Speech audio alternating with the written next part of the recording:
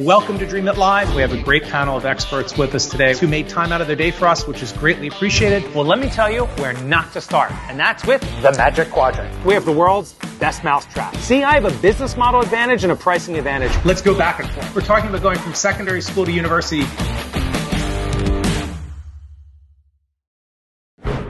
Hi, I'm Steve Barsh, managing partner of Dreamit Ventures, streaming today from Philadelphia, and welcome to Dreamit Live. Today's show, we're going to have Sarah Pillmore with us. She's a former VP of Human Resources and Talent Acquisition of two of Expedia Group's premier brands, Hotwire and Car Rentals.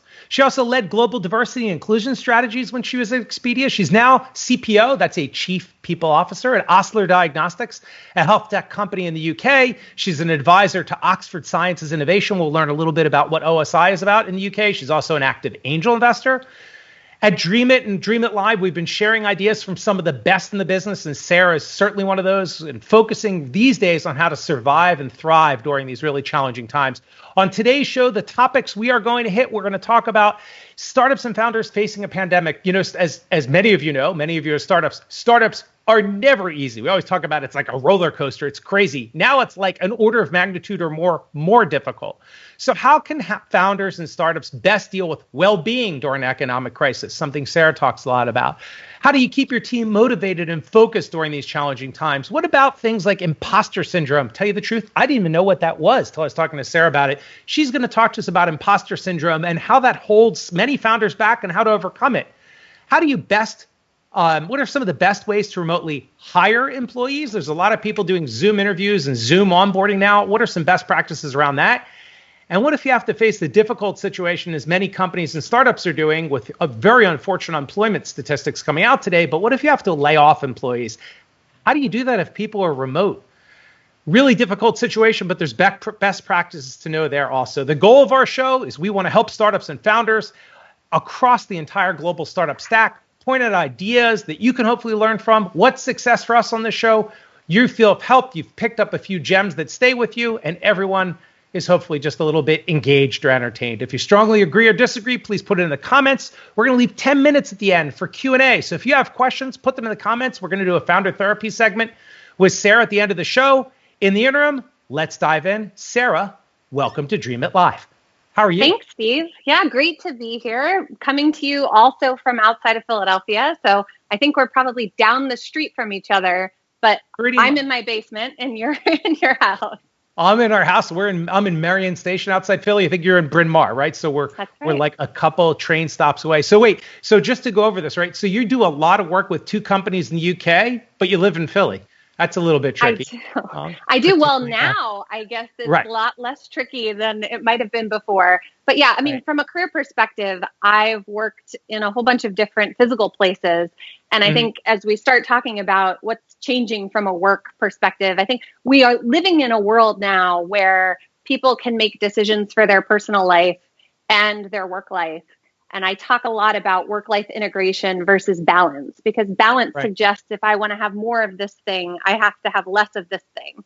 And I try and be a little bit of a living example of that, keeping my family stable, but also being able to chase opportunities wherever they may be. So I worked for Expedia on the West Coast and kept my family in the Philadelphia area just because we had just gotten settled, had a baby. It was a little crazy. And then when the opportunity came up to go to Oxford, and we'll talk a lot about what's going on there from an ecosystem perspective. It was so exciting. And my instinct was to say to Connor Campbell, the CEO of Osler, look, this is great. It sounds really exciting, but it's just not going to work for my life. And instead, I had a conversation with a really important mentor in my life who said, why don't you write down how it could work and send that over? And I sent it over to Connor on the plane back from the UK to the States. And he said, you know, I realize you said this is unconventional, but we're not much for conventional. And if you're up for it, can you start on Monday? Wow. So this is Startup 101, right? I think you have to be willing to take risk and jump into things that really excite you with everything that you got. And that's very cool. The great stuff comes from there. Oh, it's awesome. It's awesome. It's really exciting. And it's a heck of a travel schedule. My wife used to do it. It's a tough travel schedule, especially crossing that. You know, a lot of people just quickly talk about that flight to like the western side of the European continent.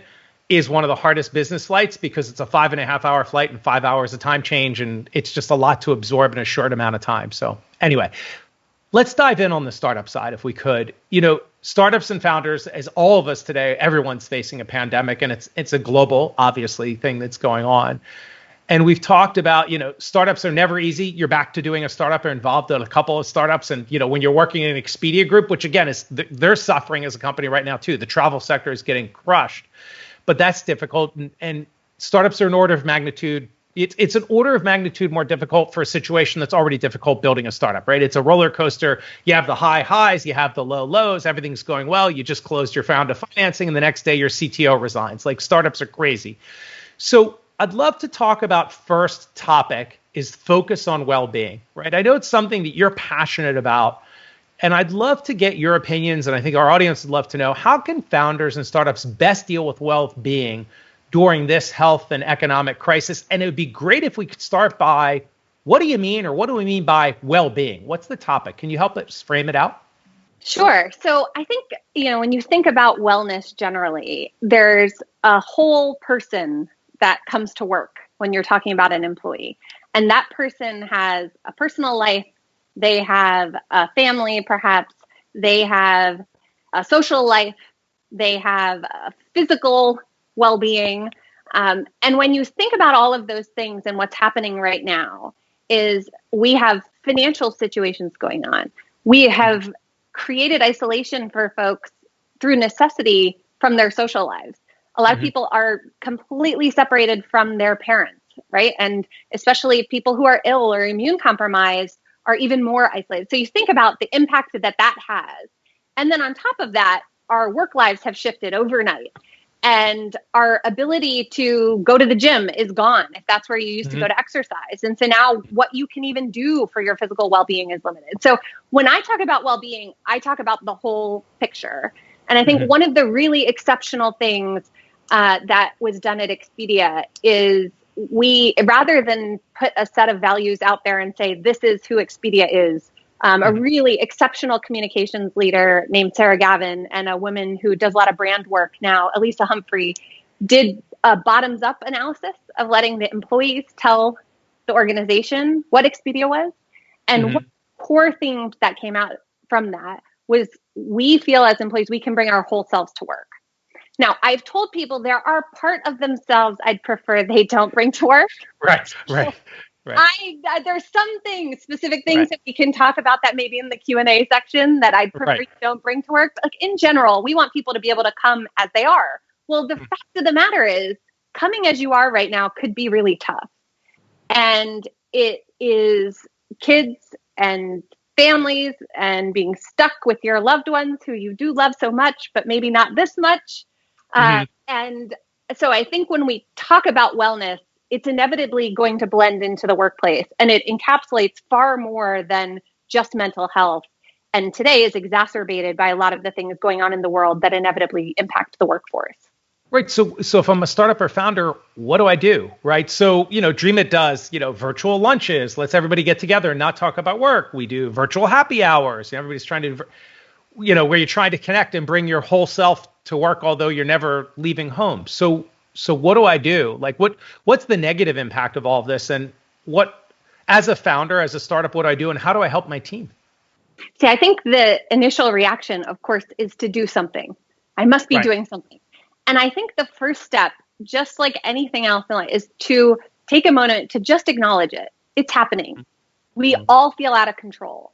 And all we want to do, those of us who are doers, who are leaders, who have made a living by taking action, want to fix it. And the fact of the matter is, fixing it is a much broader equation. So the question that I always say to folks is, okay, what problem are we trying to solve for our employees? And can we solve it? And what would success look like? And so if you start at what would success look like you have an exceptional organization that can come back to work, that feels as though you've been sensitive to their needs, but also is in a position where, from a overall wellness perspective, has a time to reflect, to think about optimizing things. And so if you think that what you want is a stronger organization coming out of this, then I think some of the things that you do will be different. And, I've done a couple of different things with different groups that have been helpful. I think helping people think of small ways that they can make an impact. And we talked with our OSI team collectively about identifying one thing that each person could do at a micro level that supported the pandemic. Because there are things happening at a global level. Some of our portfolio companies, Vaxitech was in the news yesterday, very exciting progress on their clinical trial for the COVID vaccine, which we're really excited about. But when you're not actually working on the COVID vaccine, some of your work can feel a little bit less meaningful. And the fact of the matter is, I think if there's anything we can reflect on now, is the importance of work and our contribution and how that is part of how we feel good about what we're doing in the world. Removing work, generally, stopping work, has had such a reverberating negative impact. And so I think if we can stay focused on what are the micro things that you can do, in some cases, we had folks share with the group that they looked in their pantry and found food things that they could take to the local food bank or the local food pantry if you're calling in from the UK. If you identify some of those micro things, you'll feel like you're having an impact. Same thing with your team. I think find some micro things that you can do. Don't pretend like the world is normal. It's not. Acknowledge where people are. The other thing I really recommend for founders, leaders at this point in time, it's easy to feel like your job is to say, it's all going to be okay. I got this covered, no problem. And in fact, that monotone message delivered over and over again to people at different points in the emotional spectrum can sound really out of touch. So the trick I try to give founders, and let's face it, startup founders are not necessarily in most cases the most in tune to the feelings of others as a group in total. And I think when I give them the trick of try and identify where the person you're talking to is, if they're in a really bad place, you don't go with the super hardcore cheerleader message. Just try and go one step up from where they are with optimism. And that helps to modulate the way in which you communicate the same message, which is, look, we need to stay focused. We need to relentlessly prioritize here. That's going to come through. But acknowledging where they are, giving them space, checking in, doing things one-on-one, allowing the work-life integration that's happening to happen organically, and try and find a way through together. Because I truly believe moments like this are when people build resilience. And the folks in the workforce today have had, in many cases, especially at startups, know nothing but the 10% year over year public market growth rate. They didn't live through the dot-com bust. They didn't live through the 2008 financial crisis. And so the idea that it will always be good at a macro level is just simply not realistic. And this is a really important chance to build some of that resiliency. It's interesting to say that. A couple of thoughts. I think about sometimes, they talk about there are no atheists in foxholes, and this is where leaders are really where they lead. It's easy to lead when everything's going well. It's tough to lead when the shit hits the fan, right? It's really hard. And when you talk about resilience, I was thinking one of the people we wanted to have on the show, if you know Angela Duckworth down at Penn and her book on grit and resilience, it's like it's an important time, and it's a hard characteristic, and not everybody has it. But I mean, your points on well-being and the micro things. So just to recap, by the way, when you say small micro things, you're talking about doing things that are, one, for yourself, micro things like give food to a food pantry or food bank. And then there could be micro things towards other employees, other team members, right? One could be work, one could be family, that helps you feel in control, that you're contributing. That's part of that portion of well-being, correct, is what you're saying? Oh, yeah. And I think there's some great examples. Oxford Quantum Circuits is one of our OSI portfolio companies, and I've spent time with their leadership team. They've been sending little care packages to their employees' houses that just say, we're thinking about you. And I think if you check out their LinkedIn feed, OQC, that you can see even the employees sharing how great that is to receive. I tell folks, a handwritten note is something that people keep with them for their entire career. And we'll talk about imposter syndrome later. But knowing and being able to acknowledge that this is a difficult time, appreciating folks for the things that they're doing, and finding a way through that isn't the same way you would do it if you were all in the office together, you're traveling to see each other, finding those kinds of opportunities. And as you said, the happy hours and stuff, it's fun. And you might as well do that. I mean, we've done episodes of Cribs where people show their offices and where they're working. And, I've had calls with my daughter crawling on my back because we didn't have any other option. And the UK starts at 4:00 in the morning. So getting childcare or anything to happen. We should acknowledge those moments in a positive way.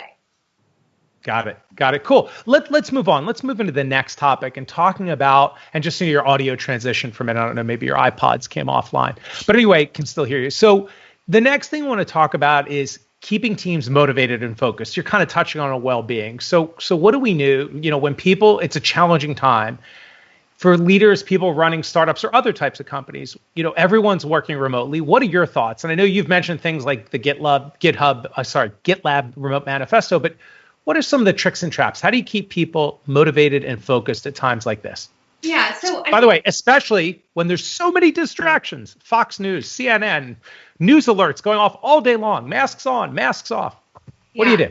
I think the fact of the matter is remote working is a known thing as a portion of work. For most workforces, being a fully remote team all the time is new.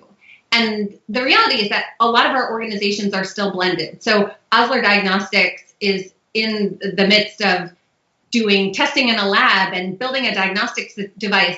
There's a number of people that can't be remote working. And so depending on your mix, you may have still a mix of some people in the office, as many people as possible from home, or you're fully distributed and remote. What I would say to anyone now dealing with this for the first time is it's worth reading the GitHub remote manifesto. It's worth talking to people who have fully remote workforces. Nest Egg, which is one of your companies, and one that I'm an investor in and on the board, very clear. They're a fully remote team. And so I did a session with them where they talked about what would be their key pieces of advice to a team that's going remote for the first time. And then, of course, I put the challenge on them to say, now, how do you apply some of these things to your personal lives? Because they used to have real lives, right? And they always were comfortable with remote work, but now they've struggled with a different concept. So I think what I would say is when you're talking about remote work, anything ends up being easier if you look at, especially what they say in the remote manifesto, if everyone is on the same medium. And so set some of those basic expectations. We want to see you on video, right? We realize that means you might have a dog or a cat or a toddler or a doorbell, and that's okay. But if we can all be on the same medium, then we're going to inevitably have better communication. Writing things down. To make sure I understand that. So, and by the way, I'm hearing a little bit of echo. But so that means like if we're on Zoom and my video's on and your video's on, like if we're video, everyone's video on or everyone's video off, is that what you mean by that? Yeah. And it's doesn't have to be an always, right? Like it's just, if you set some of those standard expectations for your team, I think you're going to end up having a better meeting. Your quality of the meeting will be better. Whereas if you're trying to be in a situation where some people are in one way and another group is in another way, whether that's they're actually in the office or they're on the phone or they're on video, the more consistent the medium, the higher quality the meeting ends up being. Got it. Okay. And other things, okay, motivation and focus. It's hard, right? Right now, it's very defocusing, and it's hard to stay motivated for a lot of people. Any other interesting tricks and traps to, it's got the same medium, that type of thing, that whole GitLab or GitHub, remote manifesto, some of the other key elements that you really like from that, perhaps? Well, I think this idea of work-life integration instead of balance is really happening. And so the fact of the matter is focus will be harder. So I think teams need to prioritize even more. And if you start at that highest level of how do you get through this and actually end up on the other end as a better company, the biggest thing that I look at is founders, startups generally are creative people. They have lots of ideas. So I'm sure you see this as you're working with them. Getting them to focus is really important. And this is almost a forcing function for focus.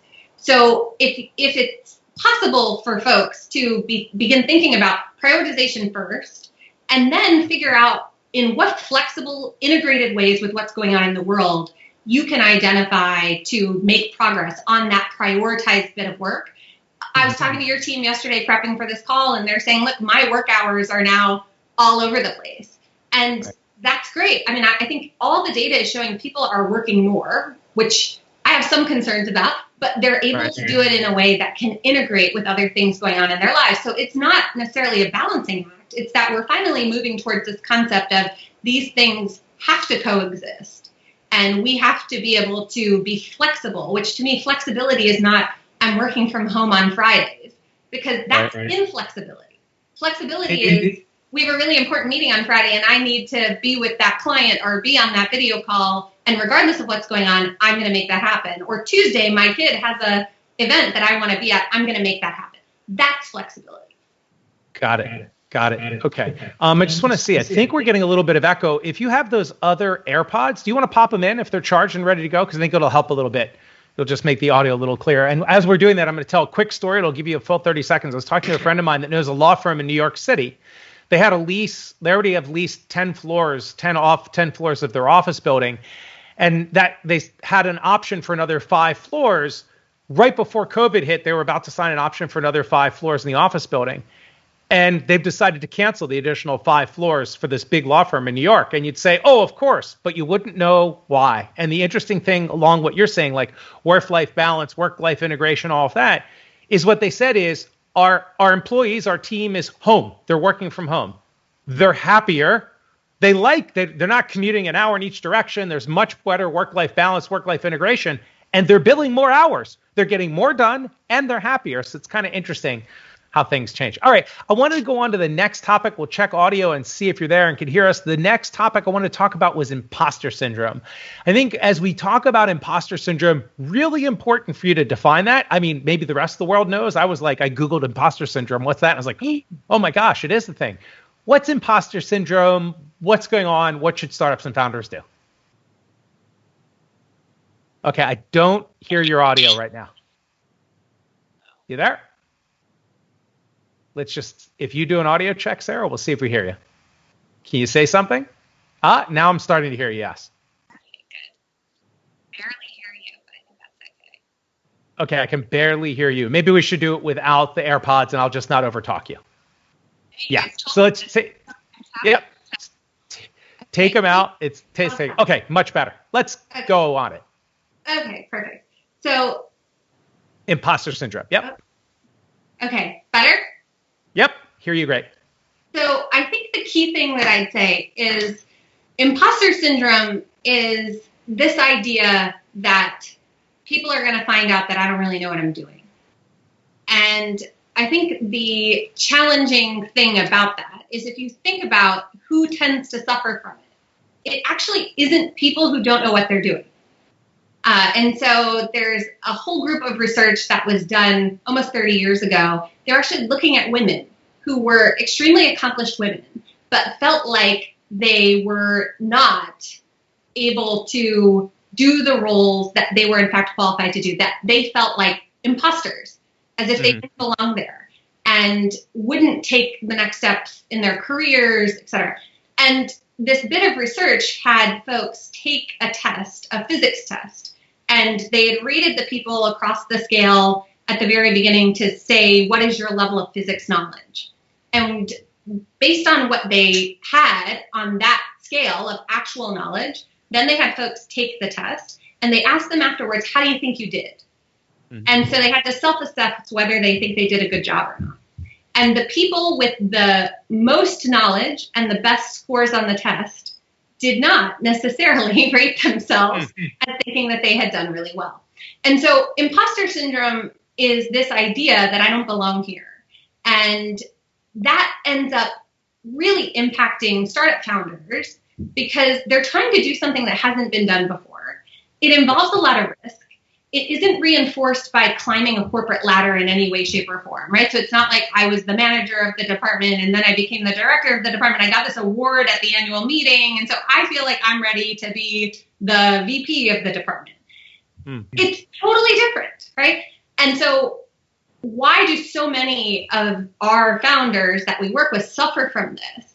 It's a combination of high capability, back to the physics test bit, doing something that isn't proven or known, and having quite a bit of responsibility without the steps or the achievements, the validating factors along the way.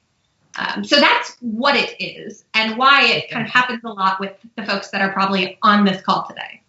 By the way, and again, just getting a big echo, but a quick thought is, remember too, in our industry, right, startups around the world, the big expression, fake it till you make it, right? So fake it till you make it is you're playing imposter, in a sense, even with the leadership. So maybe that's a little bit of where it comes from. But then, okay, so I have imposter syndrome. I feel like I'm doing something I'm really not qualified to do. How is it slowing founders down?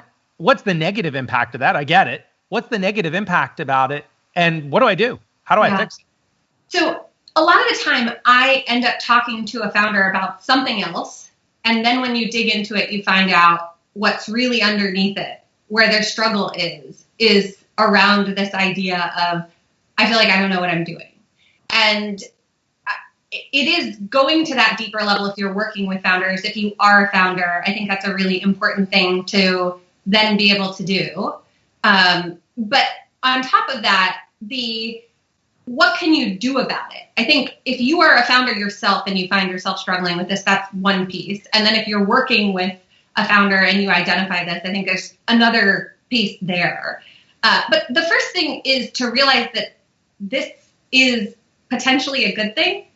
Mm-hmm. If you feel this way, it likely means that you have good self-awareness and you're realizing that there are things here that you haven't done before. But there's a difference between feeling like an imposter or that these are hard things to solve and you don't necessarily have the answer and being a fraud. You are not a fraud. So are there, can I ask, by the way, are there different, I think we talked about earlier, there's different personality types or types of imposters? I think Dustin could bring up, I think we had a graphic ready for that. What are those, different types of imposters? Yeah, so if you think about where this comes from, right, there's the perfectionist, and that's the person who thinks that I am required to do things perfectly.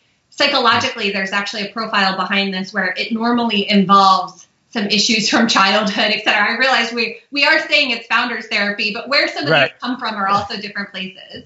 Okay. The second one is the expert. And so they have a belief that I have gotten here because I'm an expert in this, and thus I must know everything about it always, even though it hasn't been done before. So that's where it's a little bit of where it becomes very dysfunctional. The soloist is the person who feels like they have to do it alone. We've all met that person, that founder, who is really hesitant to bring anyone along with them. And they must do it all themselves, but that's inevitably impossible. And they try to do things that they won't be able to do themselves. You've got the superwoman. And so that's if I was competent, I would be able to do anything, which once again, very irrational in its core. Right. And then you have the great mind. And so those are folks who think that if I have to try really hard at this, then I'm not the right person to do it because my mind has always figured things out very quickly. So this has a lot to do with why people have self-belief in the first place or confidence in the first place. And being in the situation of all of these decisions, all of this risk, a lot of uncertain things to have to do, then inevitably impacts how they feel about themselves and being in the role that they're in. Got it. Okay, so I want to move into the next topic, but I just want to close this out. So what do I do to overcome it? So let's say I have imposter syndrome. Like, what's the magic cure? Can I just take a pill? So, yeah. I mean, I think we'll send out a good link. That's more than we could probably ever cover today. But I tell people a little bit is this cognitive restructuring. And that is understanding why you have these thoughts, what's irrational about these thoughts, and then building to be in a place where you can manage your mind in the way that you think. Mm-hmm. So when you find yourself in this place, what is the way that you talk to yourself to deal with it? That's called cognitive restructuring. We could probably do a whole session on that. The other thing that I'd say is you really need straight talking advisors. So I give the example of an email I got last summer from a founder that was in a really bad place, feeling a lot of pressure. Everyone's relying on me. I need to have all the answers. I've taken money from my friends and family to put into this business. I have some angel money now in here, and I'm overwhelmed. And it was very clear Like, okay, got it. Now we have to have this talk. And when you have this straight talking advisor, they're not going to tell you what you want to hear. They're not going to go to the deep, dark place with you. They're going to stop you and say, okay, look, you're here for a reason. Let's talk about why. You're here because you're an exceptional technology leader. These people gave you their money because they believe in what you're doing, and not that you have it figured out. If it was already figured out, you wouldn't be asking for their money, right? And anyone who's investing in a startup knows that there's risk. Your employees know that there's risk. And you hired those employees because they're exceptional. And if it doesn't work out here, you also know that those people will be able to find a job doing something else. So you start building back the self-belief with those elements of what is believable. And then the last thing I would say is affirmation and artifacts.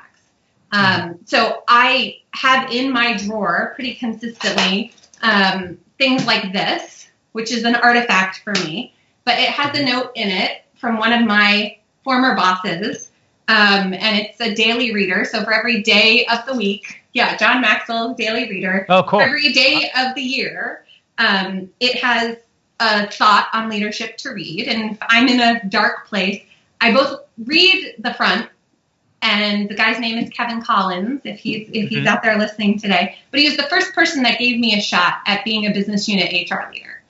And he knew I was going to screw things up. And man, was I going to screw things up. But he also knew he was later in his career, and he would have the chance to protect me if I screwed something up. And so I screwed things up, and he protected me, and I learned, and he supported me, and I got to make mistakes and grow. And I come back to that affirmation of he chose me knowing I wouldn't do it all perfectly because he believed in the potential of what could be. And I think having those affirmations and artifacts that refocus you and bring you out of a dark place so that you can lead your organization, this only serves to put you in a dark place and then your team in a dark place, which doesn't do what you ultimately want to do, which is lead through it.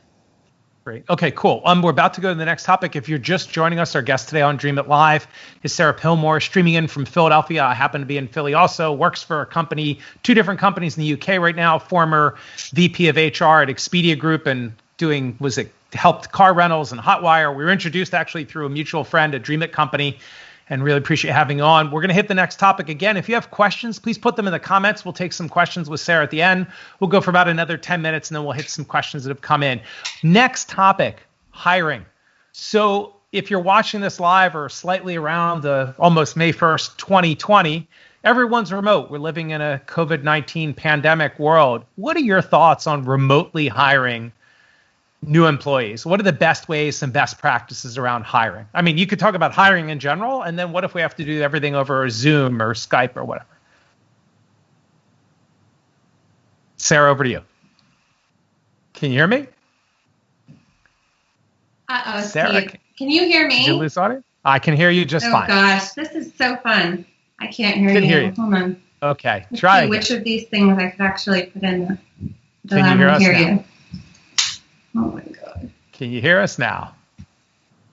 Can you hear us? We're just going to talk about remotely hiring employees. Okay. There we go. There we go. You're on. Okay. Back so I'll give you to the quick original lead. one. Sorry. And it's nice I and clear.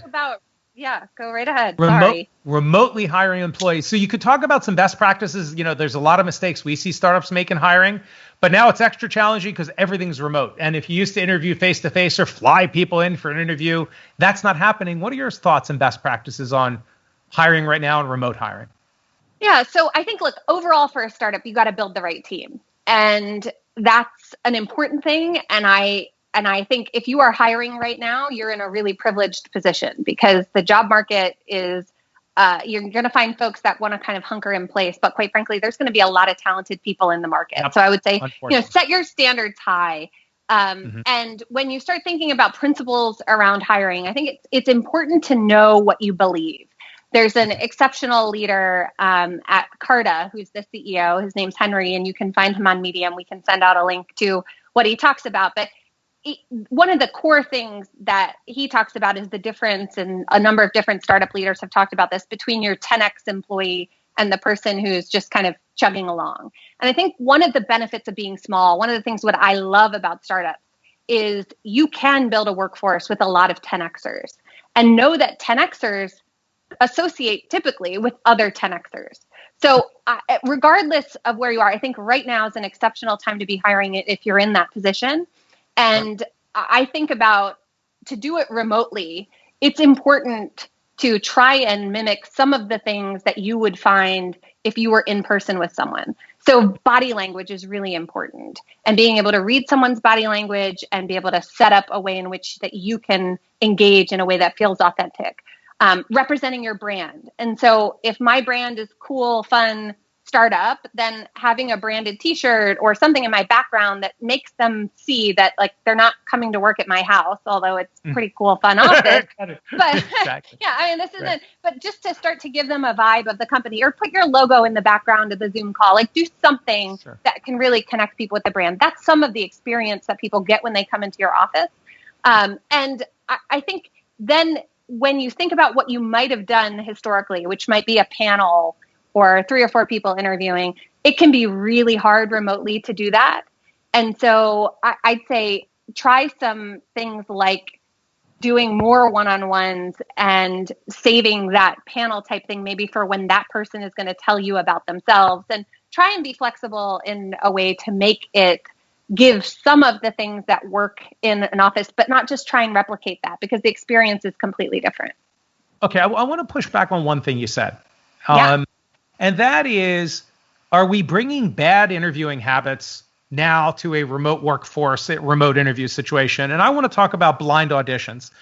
So we had seen this. I learned this from somebody who works at plays a timpanist, plays drums at the Philadelphia Orchestra, and talked to me about blind auditions. And I didn't know it. Thank you. Dustin put it up. He's like, we do blind auditions. Like, what's that? We put up a screen because when we're listening to a musician or play audition for the Philadelphia Orchestra, the Philadelphia Symphony Orchestra, or Philadelphia Pops, it doesn't matter what they look like. And we don't want to know if it's a man or a woman. We are interested in their music and how great a musician are they, to the point, by the way, that I learned that they put carpeting down because they can tell by if a woman's walking in heels, ooh, there's a woman walking up. We want no bias. So when we talk about doing Zoom video and what it looks like, are we bringing biases? Should that first call actually be, we do it on Zoom and there's video off, because I shouldn't be influenced by things like that? I just been kind of curious, like, are we bringing bad interviewing habits that, you can't read a book by its cover? But anyway, I'd love to get your thoughts. Enough for me. Yeah, no. So, I mean, look, the orchestra example is such a big one, right? Because once they implemented that, their gender balance in hiring musicians significantly changed. So it's both like morally, of course, that's what you'd want to do. But then once you put that in place, you will get the best musician out of it, so I say to folks, when we start talking about gender balance or workforce balance, or trying to think about diversity as it relates to your workforce, it has to be about how this is the right thing for the business, and then design a process that works for that. So in a lot of roles, especially when they're technical roles, finding ways in which you can assess technical skills is really important. And if you have software developers, having that first gate by which people get in being a raw test that cannot be biased by a number of different factors is really important. At Expedia, we looked at a couple of different ways to do this. We took names off of resumes because, in fact, we weren't even getting women to the table to be part of the interview. Wow. Forget after that, right? And so we had to strategically source differently. But what we required was that we would present a balanced slate of candidates. And so we focused on gender balance when I was in the role, because we figured if we could do one thing well, then that would have lessons that we could then apply more broadly. So we took anything off that would reference someone's gender. We also took off any college degrees, because that ended up biasing the process too. And we said to wait, the degree, or where they went to university? Like, Expedia didn't have the requirement you must have a minimum of a bachelor's degree, master's is more desired, or what did you do there? I mean, what is the purpose of the college degree? If I'm saying there's some kind of thing I'm expecting that you have, I don't necessarily need to see it on your resume. I should see it in your skill set, right? And so the question is, for what roles is a college degree required? And obviously for some fields, we may require a license, right? If you're going to be a lawyer and you're going to be a doctor, you probably need to go through some of the things I'll have to do that. But if you're going to be a software engineer, I hate to break it to people, that is not a requirement. And in fact, you don't get the best people if you put requirements in that you have no evidence actually lead to a better employee. So I'd say stick with the data. So we got a balanced slate, took names off of the resumes. We saw our selection rate then meaningfully shift. But the fact of the matter is then people had to interview. And what we found happening even then, just because of the available talent in the market and because we didn't have great sourcing channels to the kind of talent that we wanted, and that talent, by the way, that talent pool of female software engineers in Seattle and San Francisco was in hot demand by everybody else. We started to do two other things. One, which was build an ecosystem that would raise all ships, not just try and get all the female software engineers over to Expedia. Like that actually, I mean, while that would be great, that doesn't necessarily solve a problem because someone else will just go steal those people from us at a different point. But if you don't have a balanced slate, your hiring outcomes will inevitably be biased anyway. So if you have one token candidate and 9 of another type of candidate. So if I have 1 woman and 9 men on a slate, the probability begins with 90% of the time I'm going to hire a man. And if you think that women need to be able to beat the odds of 1 to 9, it's crazy. You're not going to change the shape of your workforce or get more diversity if you believe, and you're not necessarily going to get the best players if you can't access the deepest talent pool. So access the deepest talent pool, get them into as much of an unbiased process or not. But we can't kid ourselves by saying we're never going to actually see these people's faces or hear their voice. Sure. And, combating your bias, acknowledging your bias. I love these implicit bias tests from Harvard that you can take online that at least identify it for you. And do things to counteract your bias. I mean, there's more than just these kinds of biases. When I interviewed at Expedia, Henrik Kjellberg, who was the president of Hotwire and car rentals, within the first 5 minutes said, okay, I have to stop myself because I love engaging with high energy people. And once I'm in an interview with someone with a lot of energy, I stop asking the questions and assessing the candidate on the criteria I'm supposed to assess on. Wow. And so I think he told me he loved me in the first 5 minutes, by the way. So then, but that was his way of just being able to transparently say, I have this bias. It means that I don't then follow the steps of my interviewing process and I make worse decisions coming out of it. So have a structure that you're using that combats your bias. But I think it's a little bit unrealistic to think we're going to be hiring people without knowing their gender or their name until, we can all be bots somewhere in the cloud. Right. So just a couple endpoints, then we'll move into the next topic. 2 points I wanted to hit. First of all, on the orchestra and the blind interview and orchestra, apparently what they do at the very end is they do drop the curtain after they've done and say, okay, let's see what we're working with here. But they want to get the bias out of that issue in the beginning. So eventually, yes, you're going to have to see the person, but try to pull it out of the equation. The other thing I just wanted to hit, you mentioned about Harvard and bias. We had on Dreamit Live a couple of months ago, Laura Huang, who's a good friend. She wrote a book on this, and it's all about implicit and explicit bias. And what she talks about, there's massive bias, particularly around women and minorities when they're pitching VCs, and how to use that to your advantage. She has a very interesting technique where she turns around on her head. It's phenomenal. If you get a chance to read her book, it's Laura Huang at Harvard. She's very, very sharp. Anyway, I want to move to the next topic. So talk about hiring. I want to talk a little bit about firing. So if I have to remotely lay off employees, which unfortunately a lot of companies and startups are doing, and the unemployment rates, was on a Dreamit call this morning and somebody pointed out, Steve, those numbers, the 30 million people, that's underreported. I was like, why? It's like gig workers aren't in that. People can't even file. It's horrible. But again, there's best practices. The first company I was part of that I helped run and build, we sold to MCI. One of the best things I learned at MCI from the HR team was how to fire. It's a skill to do it well. It's a horrible thing to have to do. It's the number one thing. If you ask a manager, walk on hot coals or fire someone, they'll like, I'll go for hot coals. So how do you manage that difficult process of laying people off? And God forbid you have to do it over Zoom. Could you give us some of your, thoughts and wisdom on what to do and what not to do? Yeah. So I think there's a couple of different ways to think about this. So there's the fact that you may need to remarkably shift the size or the distribution of your workforce.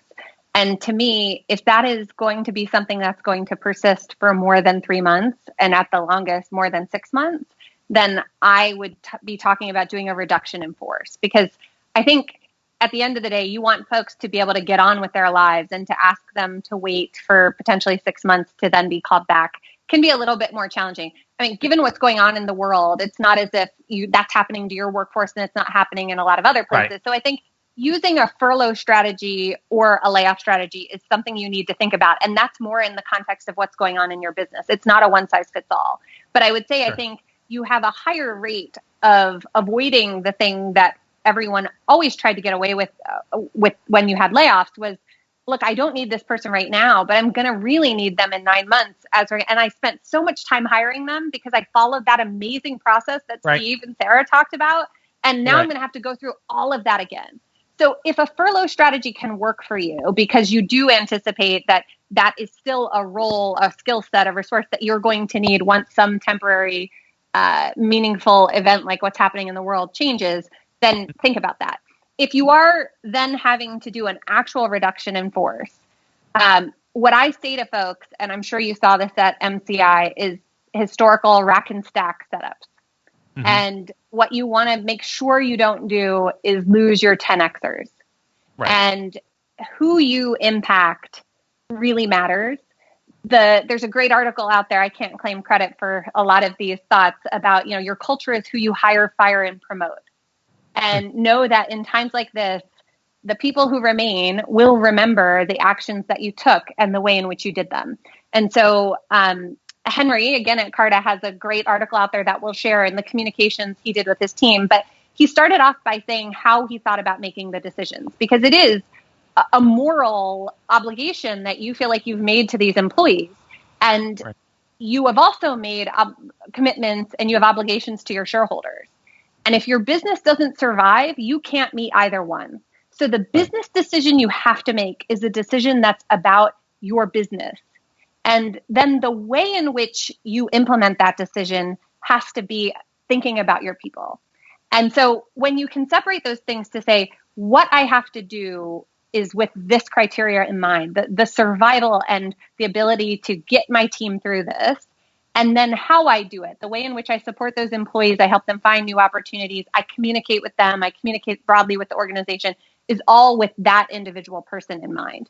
So when it comes to delivering the message, I'm a big believer that you have to be as open and transparent as possible.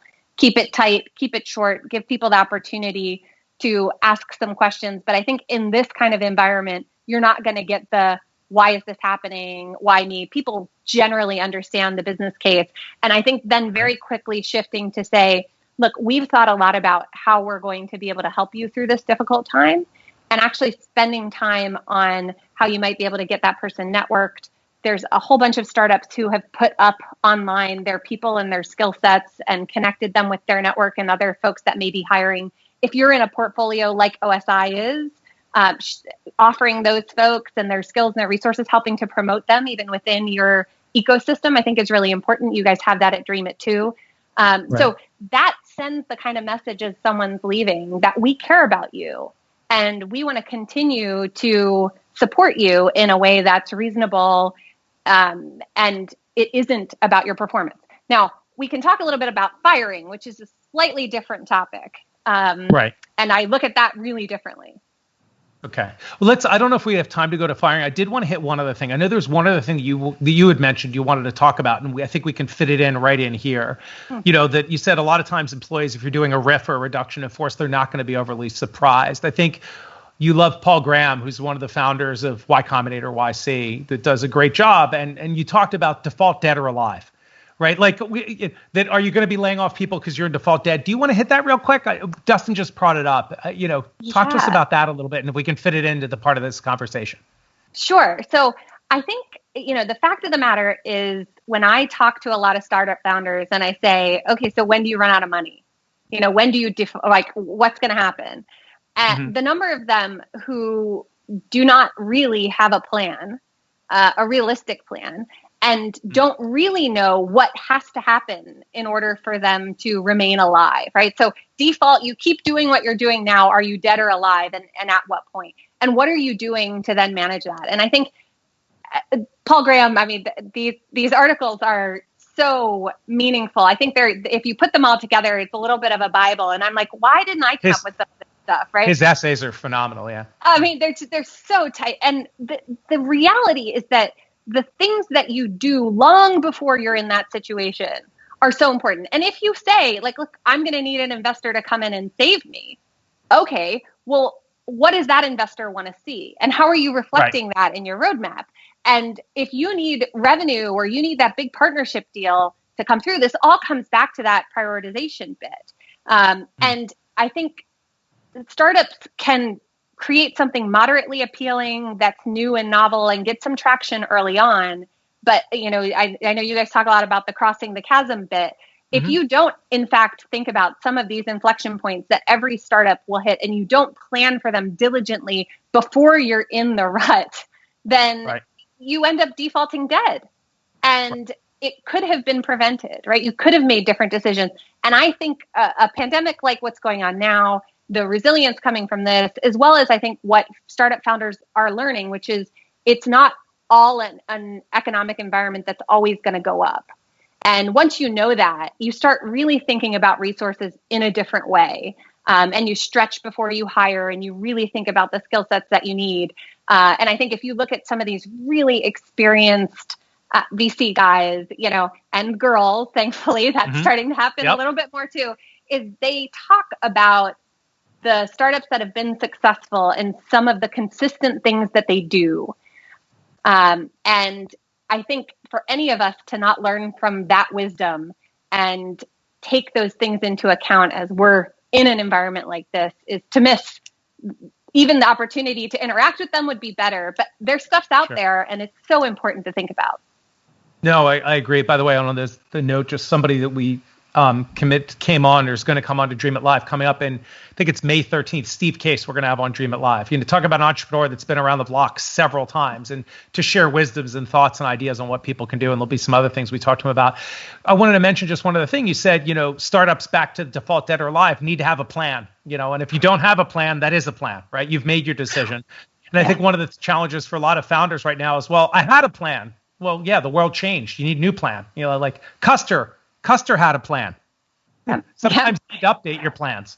So shit happens, unfortunately. Okay, what I want to do, if you have about 10 more minutes for us, we have about 5 or 6 questions. If other people have questions, please put them in the comments. Are you ready? And we'll bring up some questions if that's okay. I'm ready. Them out.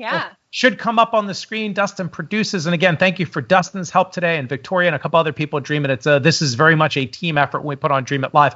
First question I wanted to bring up is, how do we best get HR advice like yours if we're a small startup? You talked about Nest Egg, which you're an investor and advisor in.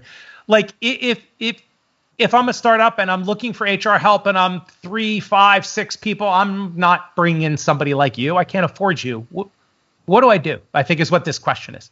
Yeah, it's a really good question. And I would take that even beyond HR, right? Like there's some really core operational and strategic support that you need that you're not going to be able to access in a full-time way, right? And I take HR talent advice and split it into 2 categories.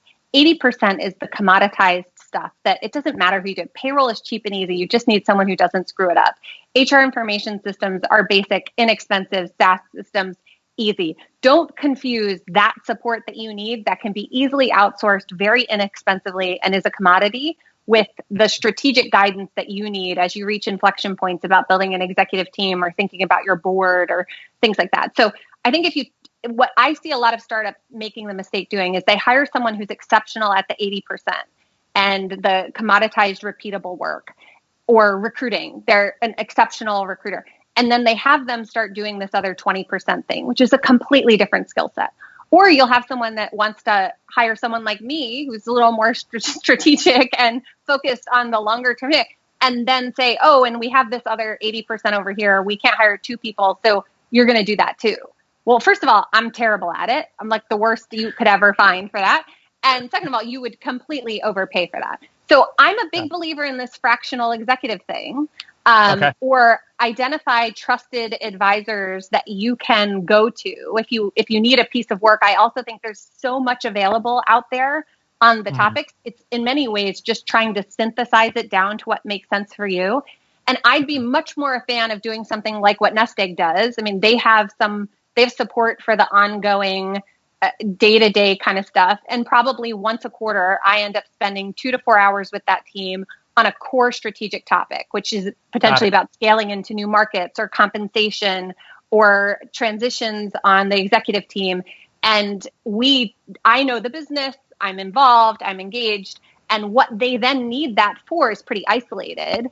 And they're willing to do the work. They just need to access directionally how they should be thinking about it, the framework, and then they can take it away. To me, that's way cheaper than having either your commoditized resource do something they're not qualified to do and potentially send you in the wrong place, or vice versa, having more of that strategic person that you don't actually have the ability to make use of.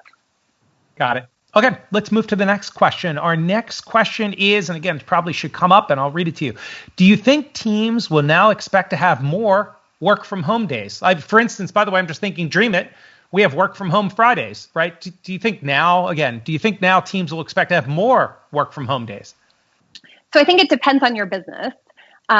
This, to me, has been an opportunity for all of us, I think, who had some time that we went into the office to be dying to get back to the office. So right. There's a little bit of, be careful what you wish for, you just might get it. But I think the theme that's going to happen is really around this work-life integration. And what we have removed through this process is a stigma around where the best work can happen, right? Where productivity happens. I love your law firm example from earlier. We're billing more, the quality of work may be higher. And so why would we shy away from this? Why are we paying for all this real estate space? And so I think every business has an obligation here, as we're potentially going to even have the opportunity to go back into our offices, to say, what is the purpose of our office? What do we like about it? What do we miss when we're not there? And what has worked about what's happening now? If you go back to what we talked about with the remote manifesto and GitLab, what works is that everybody's remote. So today, everyone on your team is doing this remotely. And so you're all modulating your behavior. Once you get into a place where half the people are in the office, or 9 people for a meeting are in the office and one person's on the phone, we're back to the inequity of the medium by which we're communicating. And it will not be as high quality. Right? Good point. And so you think about why GitLab works is everybody's remote. And so it's an equalizer. Right. Yeah, it's a complete equalizer. Right. There's no difference in the people participating in the room versus on the phone. So I believe in stepping back for your business's unique situation and saying, what is the purpose of our office? What are the new rules we want to set for our team? And do we even need to have rules? So at Osler, a good example of this is Tuesday is the day we want everybody to be in.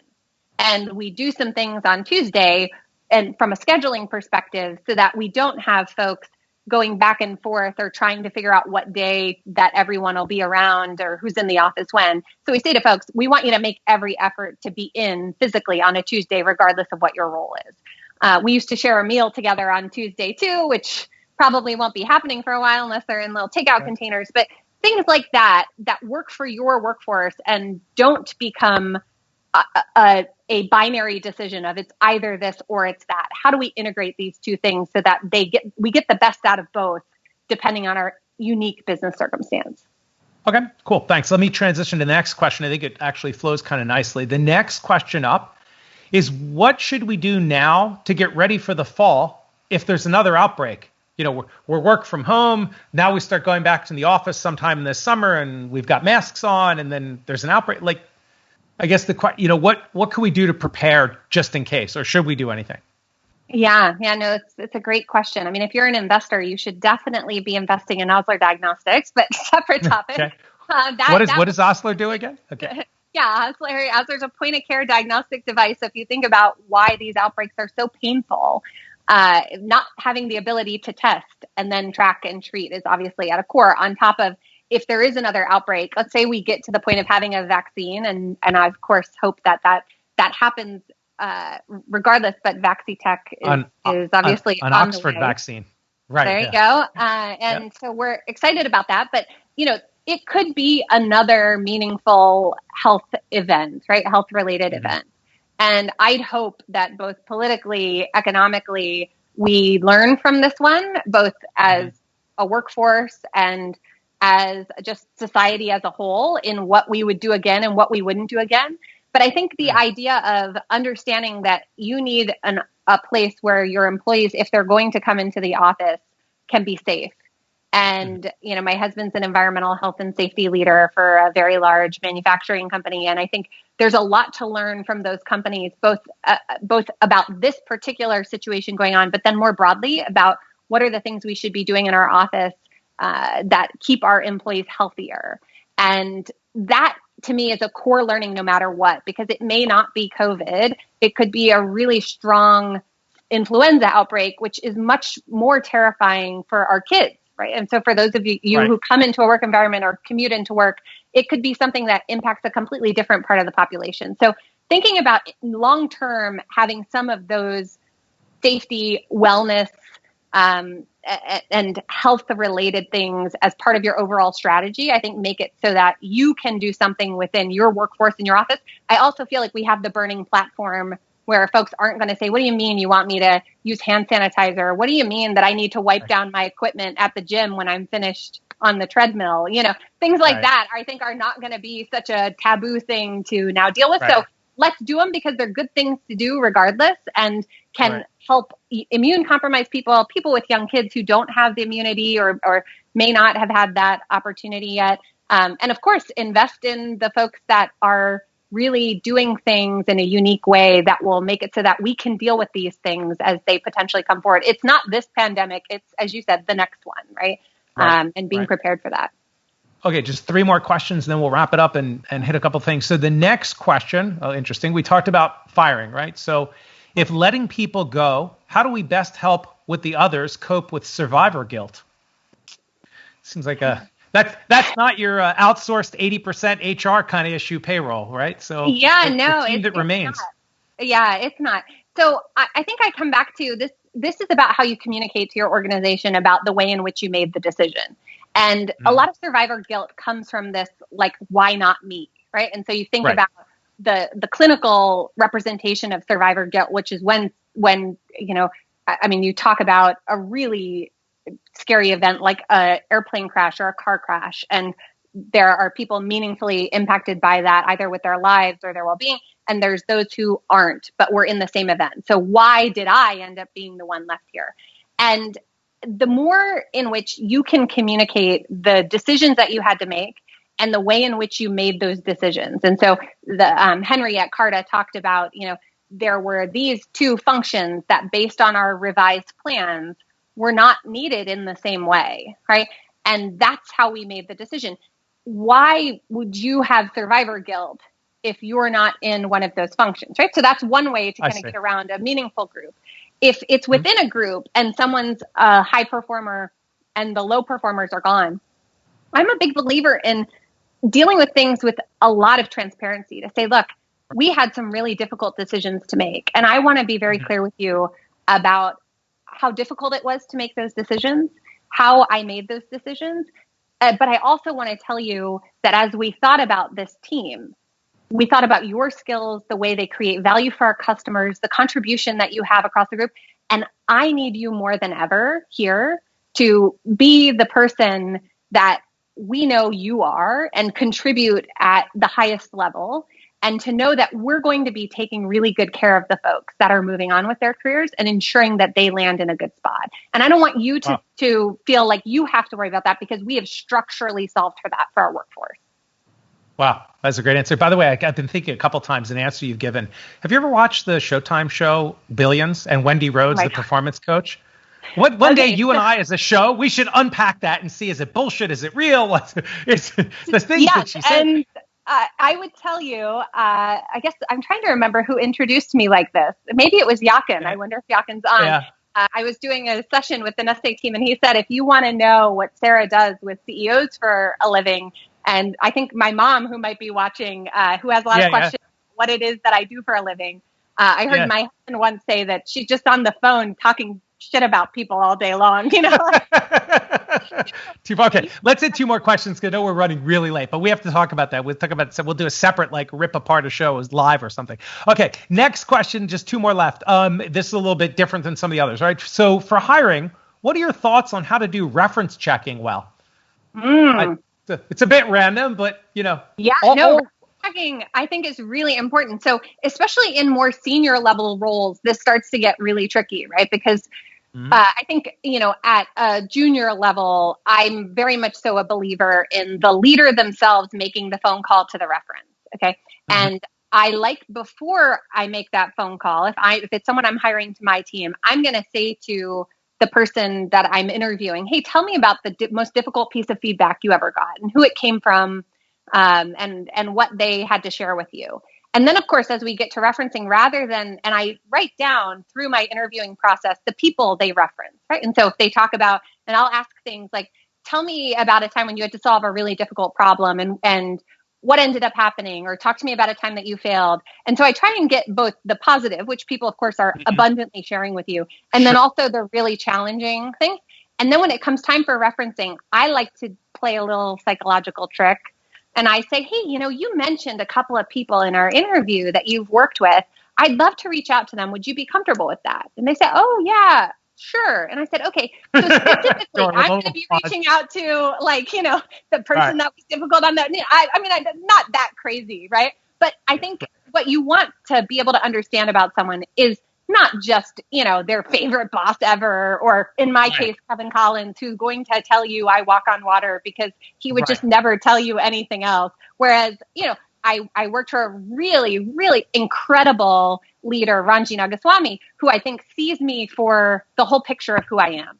And for people you're hiring, if they're authentic people and they want to represent themselves authentically, they want to introduce you to folks who can give you holistic feedback about who they are. So if you can find those examples in the interview and you are the one then saying, hey, I'd like to reach out to these people, rather than saying, give me your reference list and it's their sixth grade teacher and their neighbor down the street and, Bill and Bob, who they paid $25 online to take your phone call.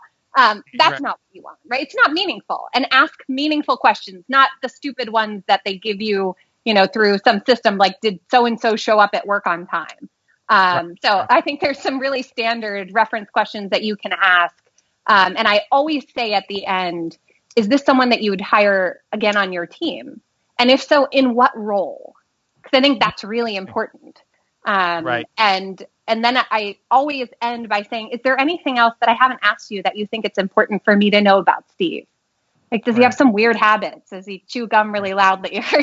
So I try and get some of those things in there that I think give you give you knowledge, not a yes or no. They give you, if yes, here are some things to watch out for. Or if yes, you're actually getting a better understanding of this person and how to be a good leader for them when they join your team.